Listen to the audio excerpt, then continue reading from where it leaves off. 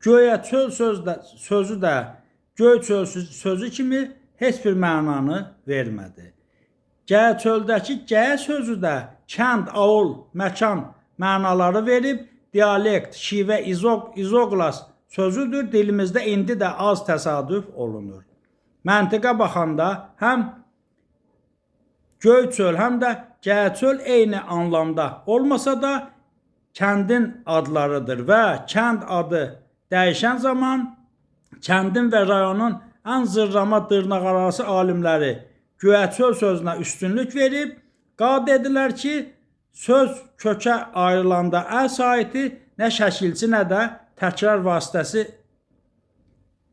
ilə mürəkkəb söz əmələ gətirən ünsürdür. Bu saiti kəndin adında saxlayanlar elə o ə saiti kimi ünsürlərdirlər. Ad dəyişmə dönəmində o ünsürləri dunduqlar adlandırmışam. Kəndin adının belə dəyişdirilməsinə öz Facebook səhifəmdə və YouTube kanallarımda etiraz eləmişəm. Videolar yükləmişəm, kanallarım birində var. Ardıcıl şəkildə kəndin tarixi haqqında onlarla videolarımı şəxsi kanallarıma yükləmişəm və yükləməkdə davam edirəm. Məlumatları da kəndin ən hafizəli, yaddaşlı, elm ocağına sahib atamdan eşitmişəm və digər yaddaşlı kənd sakinlərindən məlumat almışam. Məqalənin elmi davamı da olacaq.